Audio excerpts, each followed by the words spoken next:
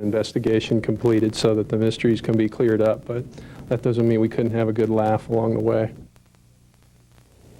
But reportedly, some people are not laughing. The 3 TV switchboard has reportedly logged about 60 phone calls from viewers in the first half hour after that news conference. People who say fun is fun, but they're concerned about the use of taxpayer dollars for a practical joke.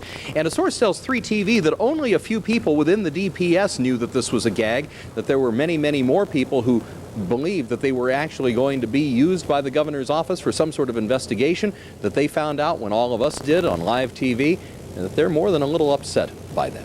Yeah, we're hearing from the governor's spokesperson, Doug Cole, that this is his annual summer joke. But you know what? I can't remember a summer joke prior to today. They've done 1 or 2 others, Patty. I recall one where the governor was in the Phoenix Suns gorilla costume, came into a news conference, unmasked himself. I'd be hard-pressed to remember the others. Okay, thanks a lot.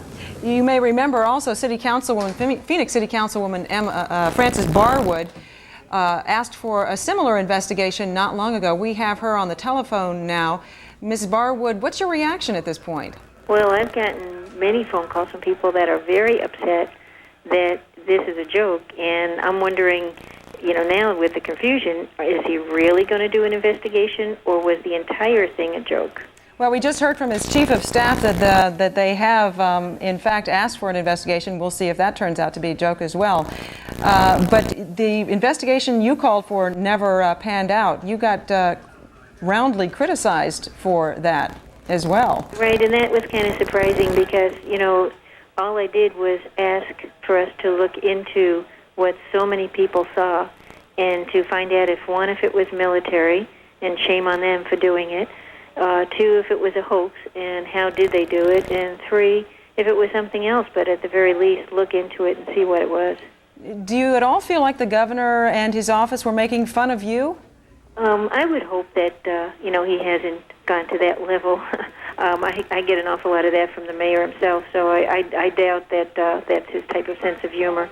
I'm hoping what he's done is made his little joke for the summer, and that he will do a serious investigation, because to thousands of people, this is a very serious thing, and they're very, very concerned, that nobody wants to even look into it. City Councilwoman Frances Barwood, what are callers telling you?